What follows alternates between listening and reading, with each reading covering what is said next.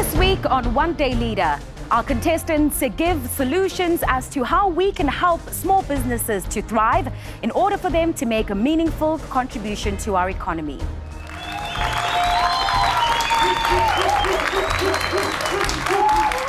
Sanibonani Mzansi, ngiphinde nginamukele khona la ku One Day Leader, your #1 youth leadership show. Igama ngingu-Pearl Shongwe. South Africa, imagine this.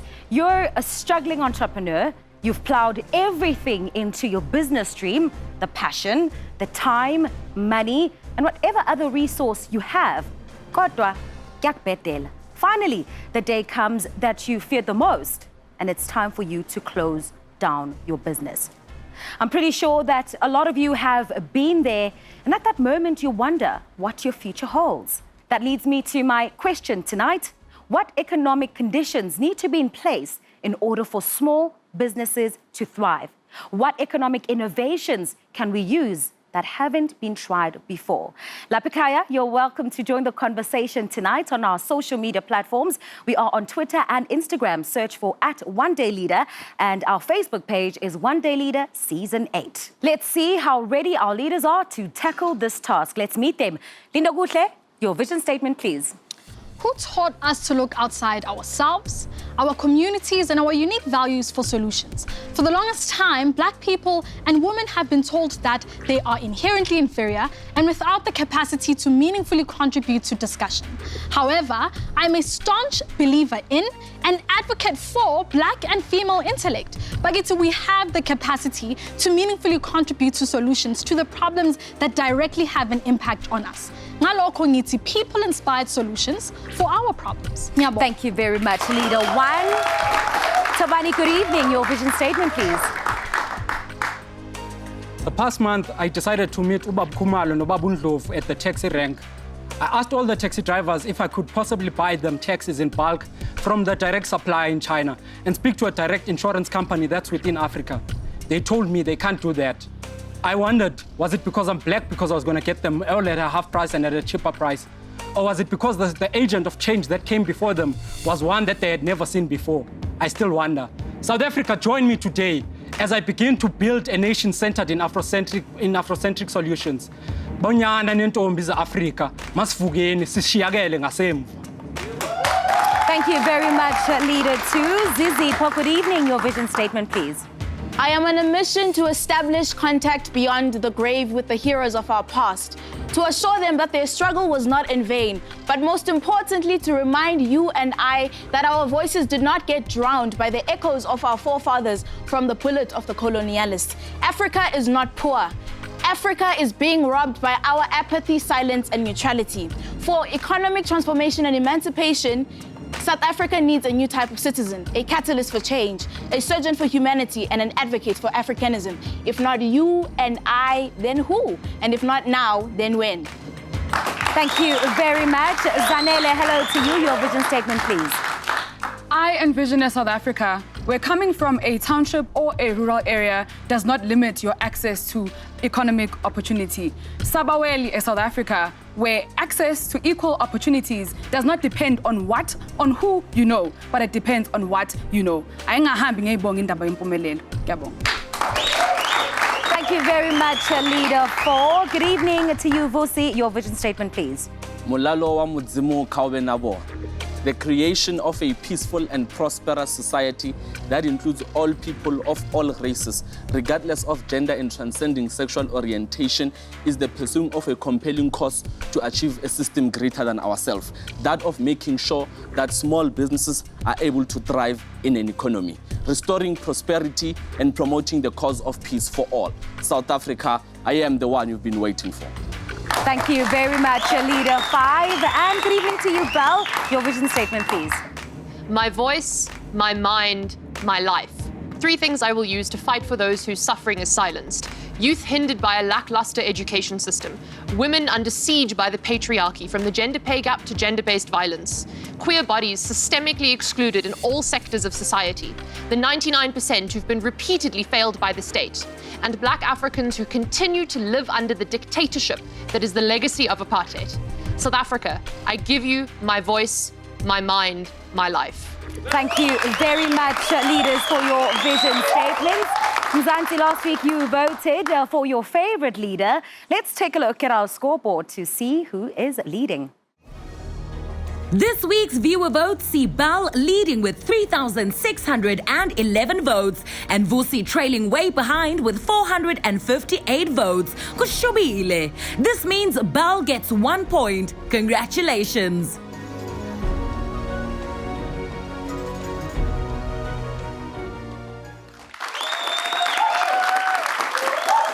I'm pretty sure that our leaders here are very grateful for your support. Remember, your votes do indeed count. Now, let's see how you at home can keep voting for your favorite. To vote for Lindo, SMS Leader 1. To vote for Tobani, SMS Leader 2. To vote for Zizipo, SMS Leader 3. To vote for Zanele, SMS Leader 4. To vote for Vusi, SMS Leader 5. And to vote for Bal, SMS Leader 6 to 34708. SMS's cost R1.50. Now over to our guest judge. The National Youth Development Agency is a South African-based agency that plays a significant role in funding and giving support to youth-owned small, medium-sized and micro-enterprises. Ladies and gentlemen, let's welcome the CEO of the NYDA, Mr. Wasim Karim.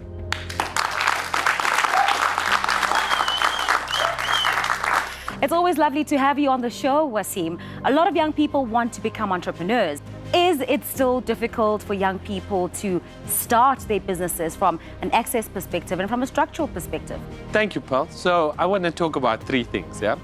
Number one, if you want to create an environment where SMEs thrive, you have to have an economy that's growing, yeah? Because right now, we're all just fighting over the same piece of pie. You've got to have an economy that's moving, and I think the government is really focused on getting money flowing in this economy. The second thing I want to talk about is to say the cost of doing business in South Africa is really expensive. Yeah? We've seen the cost of electricity and how that's impacting on consumers. And that's where government can really intervene in helping startup entrepreneurs bring down the cost of starting a business. Yeah?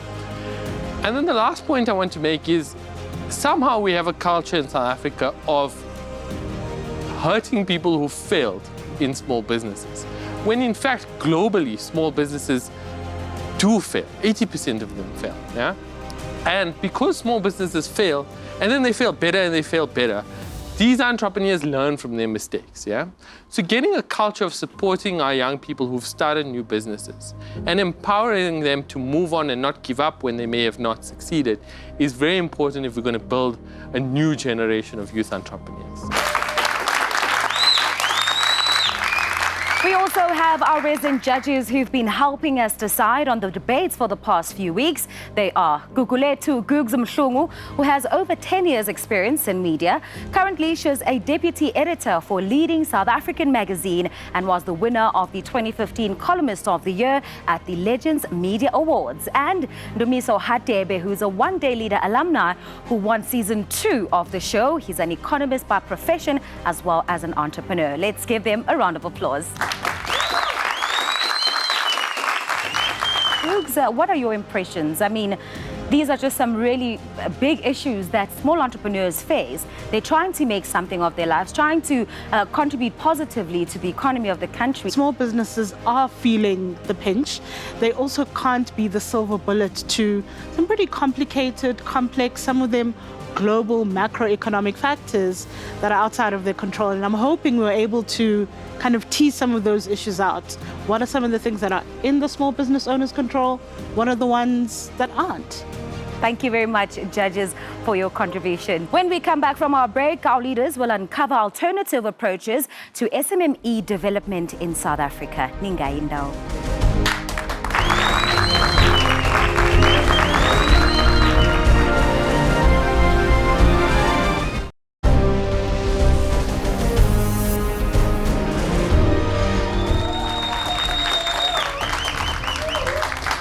Welcome back to One Day Leader Mzansi Mangingu Pearl Shongwe. Now, for their task, our leaders visited a world-renowned South African entrepreneur, public speaker and venture capitalist. He's been extremely vocal about the structure of the South African economy and what can be done to allow new entrants to come in. Let's find out who he is and how it went with our leaders. So the task was to investigate the structure of the economy and what barriers are in place that prevent certain people from entering spaces that are occupied by certain people. So small people entering big spaces, specifically looking at the economy. I have been following this guy since One Day Leader Season 1, literally when I was in grade 8. And just the realization that I'm in his space with him having a conversation that openly was just a lot. First of all, I didn't know who Vusi Tembabai was. I still can't draw a full conclusion of who he is. You guys do know I was in One Day Leader, right? Yeah. Really? I was the judge in the very first season. Yeah. Anyway, so how do you want to do this? Our engagement will revolve around monopolies, value chains, the barriers in place, essentially whether the South African government should then get involved in partnering with SMEs. We're hoping to walk out of here with ideas of what kind of economic conditions we need to have to create this better environment, and most importantly, how we can then enforce structural change that will allow Black majority to participate fully in the economy. South Africa's biggest problem is that it suffers from selective amnesia. There are some South Africans who love to pretend that we got here by sheer force of free market will. We didn't. We got here because the system was designed to get us here, right? And it was designed to get us here socially, politically, and economically. There is not, in my mind, a single South African, black or white, who would rank in the global 1% of wealth that has not had proximity to power. That's not been our story. So when I hear, and I hear this a lot from big businesses, which are traditionally white businesses, let the free market reign, that's a fallacious argument. They want the free market to reign now. They were happy for the first 40, 50 years of their existence for an apartheid state to guarantee them the right to play and to exclude the majority. So when did this let the free market reign nonsense kick in? Black people for the longest time have been placed, especially under the apartheid government, in the periphery of the economy. So firstly, we were outsiders in our own country as far as wealth is concerned. The single most important thing you need to do if you want to fix this country is you need to fix the mind of the black person. If you don't do that, if you don't deal with the mindset of black people, and the fact that we come from 500 years of being told we're worthless, and I don't care who you are, if you're told you're worthless for 500 years, sooner or later you're going to believe it. That was another light bulb moment that we were trying to defeat something that is beyond us. But it goes without saying that the average black person doesn't have the level of education that the average white person does. They also don't have the level of access that the average white person does, and it's not their fault the system was designed that way. If you look at South Africa's real problem at an economic structure level, it's that it is, and I've said this before, oligopolistic. What that means is there are few players allowed to play, and those few players use regulation, rules, and accreditation to lock out new entrants.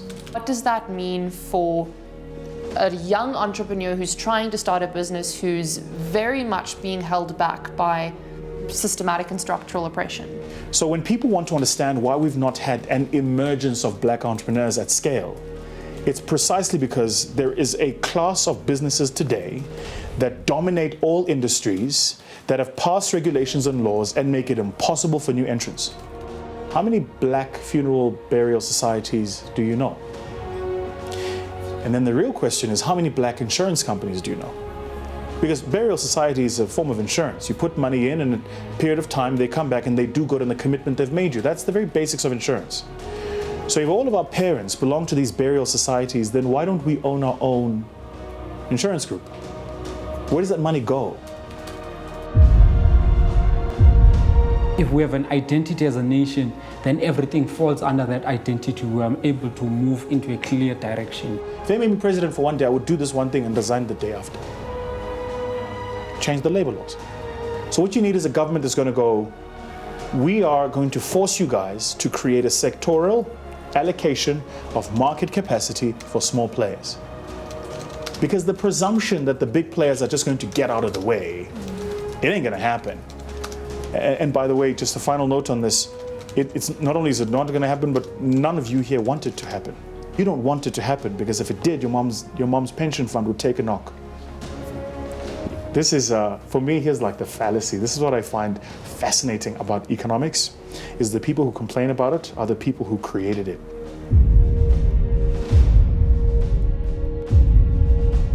The most valuable lesson that I've learned is the fact that the development of small businesses, small black businesses, depends on the will of black people. Most profound lesson I walked away with today was, actually, I think it's a selfish lesson, but it was a lesson nonetheless. It was a validation of my feelings as a poor black person. Knowledge is not the tilt of change. In other words, knowing doesn't make you change something.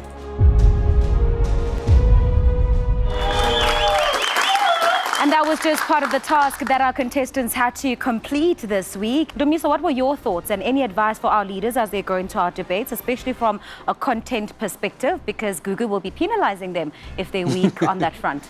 Sure, I think this is a big topic.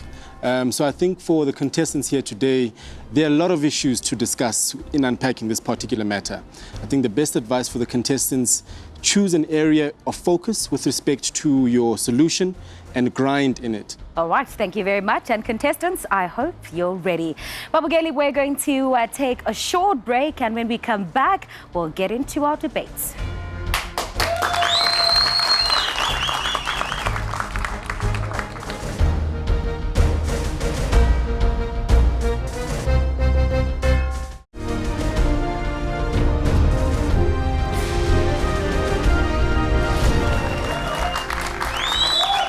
Welcome back, and thank you so much for staying with us here on a One Day Leader Season 8. Shongwe.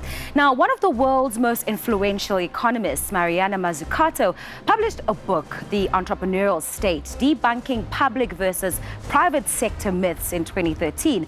Now, in this book, she detailed how some of the greatest inventions of the past few decades have foundations in public sector funded programs, often via military or academia. How much more can our government do, and what are some of those solutions that we're looking for? That is what our contestants are going to have to debate. Before they do that, let's take a look at the rules of engagement. You have 60 seconds to propose, 90 seconds to debate, and 30 seconds to conclude.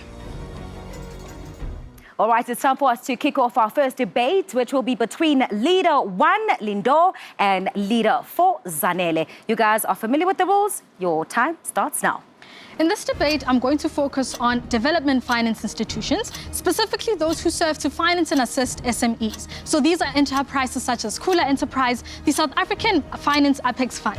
More specifically, I'm going to focus on how to alter their relationship with SMEs such that we improve an access to as well as the utility of funds. Briefly, because DFIs are incredibly politicized, it means that, because they are state agencies, they're incredibly politicized. This means that they are always expected to generate a return, otherwise it reflects badly on the government. What they therefore do is that they take their funds and give them to asset managers to invest, right? This means that they don't use most of that money to invest it in SMEs, to capacitate them with their businesses. This is probably why by 2017, only 3.7% of SMEs said that they actually received support from state agencies. What is my solution? One, DFIs must be given leeway to not provide Leader huge 1, your 90 return. seconds start now. Instead, they should focus on spending most of that money in SMEs. The reason why this is important is because we don't measure the success of government agencies by how much money they make,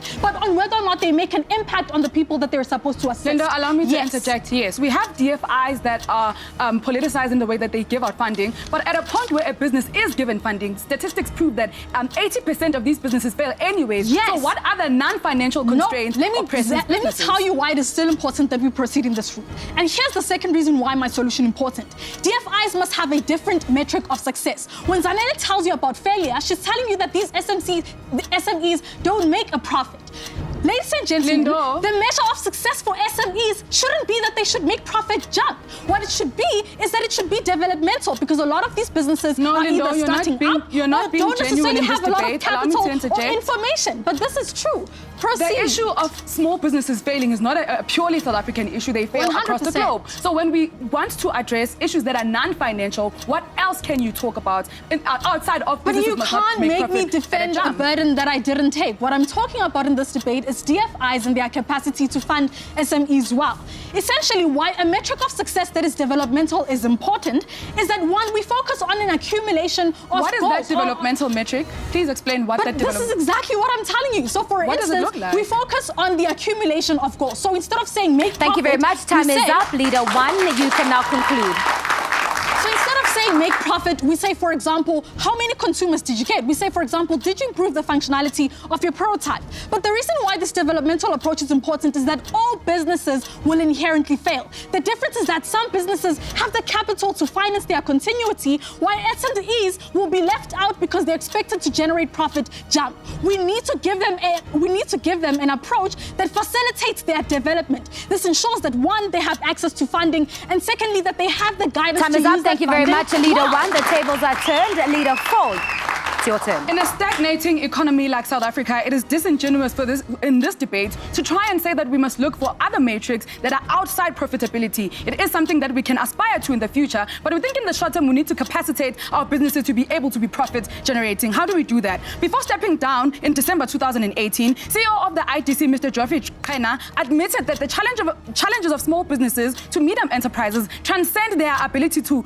access finances at a point where they even get capital to continue. Statistics show that they will even fail regardless. So when we look at organizations such as the IDC, NYD, SFI, and others, they breach that gap of capital. What else can be done to capacitate these businesses? When we look at things like marketing, the SABC one just charges 50,000 rands for one advert to play during Generations the Legacy. This means that even if a business has a lot of capital that they were given by the IDC, let's say 1 million, this 1 million is not sustainable to allow them to advertise at a mass scale, such as a bigger business would be able to do that. So we think that to be Thank you able to very be much. The time is up. You guys have 90 to be seconds. able to be profitable, businesses that are small need to be incentivized outside of finances to market their businesses and get them out there. Things like allowing the SABC, let me just finish this point, allowing the SABC to give some leeway to allowing these small businesses to advertise with the national broadcaster without having to pay an amount of advertising that a bigger business would have to do is something that we need to look at, because it means that even if they are financially given money such as grants, if they are not able to advertise in the mainstream, such as in the SABC, their products do not get out there and we do not get to know them. Yeah. What small businesses need is not advertisement. What they need is money for their businesses, as well as the ability to be given leeway to fail and therefore develop. We don't think that Lindo, giving them funds to put themselves out there at a means that they point will where- get that investment in the first place. Private sectors will never want to No, invest in Lindo, these at a businesses. point where The a private small sector- business has been established, it has a product that can be sold, but it does not have a market because it keeps being compressed by bigger businesses that are able to advertise and advertise and advertise with a lot of money that they have. It means Even that if business they cannot be have profitable. access to that market, What are they you can't saying? sell if they don't have money to finance them being Then able it to means that the produce. Competition Commission needs to come in and allow these small businesses to get access to markets that are being pushed out of by bigger businesses. I'm saying that at a point where we have financial institutions such as SIFA, such as NYDA, and other institutions that afford small businesses the ability to get funding, things like the ability to make their books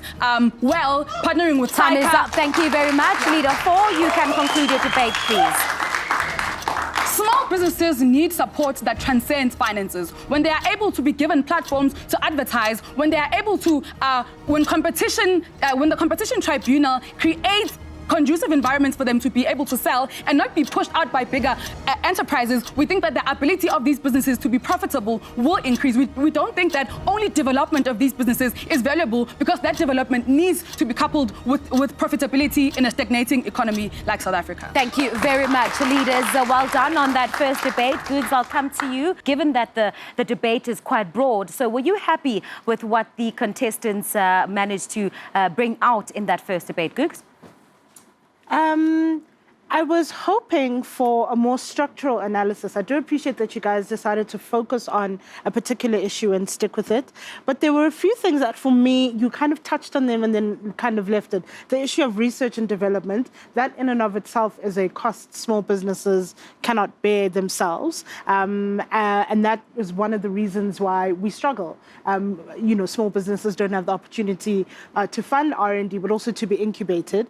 The issue of the cartel nature of the economy. You kind of touched on it very briefly towards the end, the role that an organization like the Competition Commission can play, and I thought that was quite important. Yes, but I think as a first debate, good start to the evening. All right, maybe I should go to our guest judge to give us his thoughts on that first debate, and of course the verdict. You will let us know who between the two leaders took that first debate.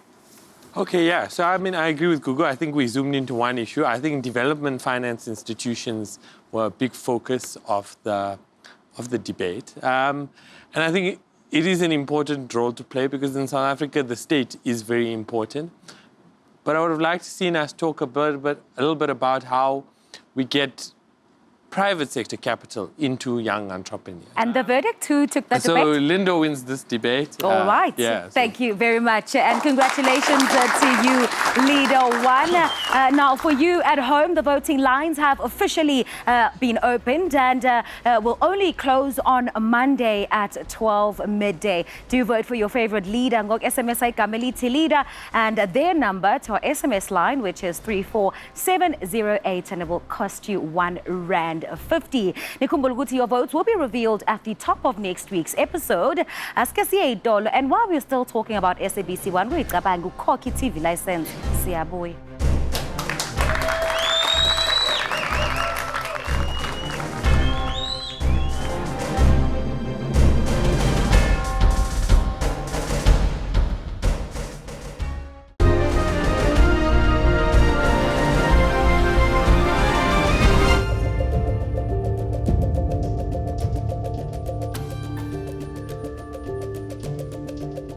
As the NYDA, we're very excited with the change that comes with the new government.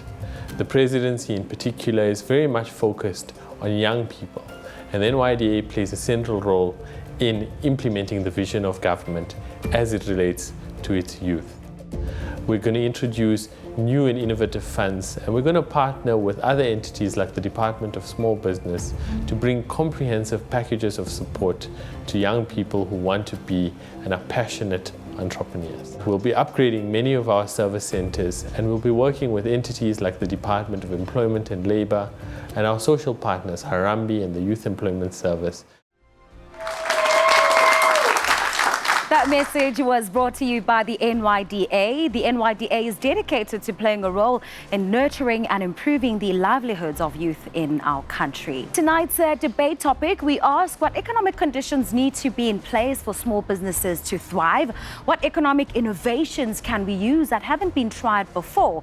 Now it's time for us to get into our next debate and see how the next two leaders will answer those questions. Leader 3 and Leader 6. It's your turn. Your 60 seconds start now. We are dealing with poor entrepreneurial spirit, mental slavery, and political misconception. We need to realize that 1994 was not a democratic breakthrough, but the handing over of South Africa and its economy to white people. White people own over 80% of our economy and land, thank you to the Freedom Charter, and the black leaders who for 25 years have been loyal to white supremacists and oppressors at the detriment of the African majority. We will see no economic transformation for as long as minority is being exploited by the majority, and for as long as the means of production are owned by the private sector and individuals. The corridors of wealth in South Africa are selectively open to a few, benefiting individuals. Capitalism. We're still dependent on other countries buying goods and services, but we're not buying shares. And we're also dealing with a huge problem in society of aspiring entrepreneurs with a businessman mindset, and that is something we need to tackle. We need a mindset shift. Now, those who joined the enemy class of capitalism at the expense of the working class must commit class suicide. Time is up, Leader 3. Your leaders can engage. Cyril Ramaphosa, who rakes almost 3 million rand a year, while a whole family is reliant on 3,500 rand from a domestic worker, should pave the way. Yes. Speaker, it's not contentious that white monopoly capital exists, but how does your policy tangibly address that? So what I am saying is that those people who decided to join the enemy class must commit class suicide. And that also means that white people who found their way around the system need to then stop locking out black businesses because they can't meet pricing mechanisms. Because if you lock out the majority, we cannot have a sustainable society. I'm also saying that let's look at our education models. They are dominated by white liberal Eurocentric views. Why did it have to be Vusi Thembekwayo to tell me that there is no use in spending time on a 50-page business plan because with the changing dynamics of markets and the structures of the business, it becomes irrelevant? Why was that not in my history book or economics book in schools? Those are issues we need to address. And essentially, Okay, cool. Quickly, two things. Do you really think people like Cyril Ramaphosa are going to jump onto the bandwagon and decide to redistribute their wealth? Unfortunately, that's not the case, as much as I'd love that to happen. Secondly, educational reform is still possible under the model that I'm going to give you. Okay, what I'm saying is that, as Vusi said, that the system was designed to bring us here. And for as long as we do not tackle it at grassroots level, I see in Dao. Now, what I also want to say is that we need Thank you very much, leaders. Time is up. Leader 3, you can conclude your debate. The wealth of a man is in his mind, not in his soil. For black majority to participate fully in the economy and for small businesses to thrive, loyalty to the African cause must be our guiding light. We need to call for ideological redefinition and to track to African nationalism and scientific socialism. Radical economic transformation begins in the mind. We need to emancipate ourselves. Thanks. All right, Leader 6, it's your turn. Your 60 seconds start now. There are 2.5 million SMEs in South Africa, but they're being suffocated. In order to uplift the most South Africans possible, especially the marginalized and disenfranchised, and grow without leaving anyone behind, there are 4 necessary conditions. Firstly, the state and the private sector need to fund SMEs and assist in the decentralization of economic activity. That is to say, continue implementing the US and Chinese models, funding models rather, decentralizing the economy by incorporating SMEs into value chains and creating more special economic zones. Secondly, we need radical innovation in technology and education, i.e. addressing the energy crisis, which is a massive hindrance to development, upskilling individuals in urban as well as rural areas, and redesigning the school curriculum. Thirdly, there have to be legislative reforms. For example, competition and labor law, and hopefully the establishing of something like a small claims commercial court for small businesses to actually achieve justice for themselves. Right? Fourthly, socioeconomic and political changes, specifically combating crime and addressing xenophobia. Thank you very much, Leader 6. You have 90 seconds to engage. All right. So SMEs face 4 problems under the status quo, right? It's limited bargaining power because of things like monopolies, cash flow constraints, skills and resource gaps, and a taxing regulatory environment, right? In my first argument, I briefly discussed instances of like US and Chinese funding models. So it's things like the National Science Foundation, the Small Business Innovation Research Program, and in China, CM Venture Capital. In a second. And in South Africa, we have something similar to this, but it's not being implemented in the same kinds of highly tangible ways. Sure. Well, how do you decide or suggest that we end these cycles? So a couple of years ago, a white person would earn 3 times the average salary of a black person. My next point deals with it. And the wage gap has only Next point deals with it. Got you. Okay, cool. So a very important way to empower SMEs is through the incorporation of SMEs into value chains, right? So the Tourism Enterprise Program in the early 2000s highlighted how integration of SMEs into value chains was incredibly beneficial, right? Value chain analysis is a very tangible way to get people working within the economy and giving small businesses power. I'll get you in a second. So like, thirdly, then there's the thing of time is going. Black people have to pay a premium to operate within a regulatory and legislative environment. I'm getting onto that right now. All right, so then in terms of like legal issues that we face, right? So obviously things like Labor Law and the Companies Act don't take into account the nuances of SMEs, right? The cost of tax and business compliance for smaller businesses is higher in comparison. So that's what we're saying. The Companies Act. How do you deal with that? The Companies Act can be amended. It currently doesn't cater to SMEs Time is in the up. way that we Thank you very much, leaders. Leader 6, you can conclude your debate. I've put forward a variety of nuanced mechanisms as well as explained the very direct correlation between the various problems which exist under the status quo and how these mechanisms address them in totality. And we specifically get 4 very important impacts. Individuals will have a more active role in the economy. We'll see greater infrastructural development at a state and a societal level. We're going to see tangible and much needed economic growth for the most vulnerable actor. And most importantly, panel, we get empowerment for the most vulnerable actor. I've never been prouder to propose. Thank you very much, leaders, for that. Let me come to you, Ndumiso, your thoughts, please. Sure. I think there were 2 interesting perspectives that were shared in this particular debate. One around the role of human behavior and the biases that exist in doing business. Because one of the things that exist in business is that people do business with people they like. Uzizi, you quite rightly mentioned in terms of the biases, in terms of the current economic standing. So if as a black person I don't like you, as a white person I won't do business with you, vice versa, which is an issue on its own. Bell highlighted a number of proximate sources of growth which relate to education outcomes, research, technology, which are all quite important. But I think why I find this debate quite interesting is that these 2 are not mutually exclusive. So that's where I think my issue comes, is that they're both very valid points. Here it deals with the conduct of human behavior, which is real in terms of human beings as agents of economic activity. And here we're dealing with the proximate sources of economic growth in addressing an environment that would enable SME development. So it's quite an interesting debate for me. All right, Googs, the verdict? This one goes to Bell. All right, thank you very much. Congratulations to you, Leader 6. Our last debate will obviously be between Leader 2 and Leader 5. You guys are familiar with the rules of engagement. Let's begin your debate. Your time starts now. Panel, kindly take down your pen so that we can just engage. I won't even look at my papers. Now let's have a layman's discussion about the economic system in South Africa. The people that complain about the economics are the ones that created it. The day and the year when Shoprite began being a supermarket, there was a black man's shop that began in Soweto. And guess what? Today in Soweto, Shoprite in Soweto makes the biggest and the largest economy and the largest profit. Where is that business, that supermarket that started at the same time when Shoprite was starting in Soweto, in the absence of Shoprite? That supermarket has perished. That supermarket has died. What is the problem that is happening? The problem is how we perceive business as people. Part of the reason that our businesses are falling and decaying in this society that we live in, it is that 55% of the times the SMEs, they are losing customers. They continuously have a loss of customers. How about we then go benchmark into how the Jews and the Muslims go about in doing their business? Because we all know. Thank you very much, Leader 2. Leaders, you have 90 seconds to engage.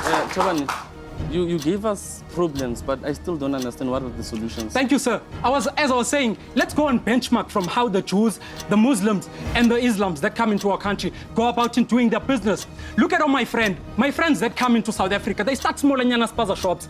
Those spaza shops, they end up being big, large supermarkets because of how they run the ecosystem of their economy. What happens with my friend? My friend opens a business and then he starts selling things. If he has competition, he tells his other friend who is in another business that I have a competition. Let's go and use the same supplier. Okay, and once we get from the same supplier, the prices decrease. And if there's a need for me to decrease my prices, my brother helps me to alleviate the cost of the profit loss that I'm going to be having. Let us educate South Africans. According to the National Development Plan, why is the sustainability of small businesses important? What are the 3 pillars that through the sustainability of SMEs, the government aims to achieve? The 3 pillars because we are guided by that right now. So, because I don't get any solution, so let's educate South Africans. What, according to the NDP, is the government willing to achieve with the sustainability of small businesses? I like the fact that he brings about the National Development Plan. In 2018, the then Minister of SMEs, Ms. Chiveni, I'm not sure of how to pronounce the name.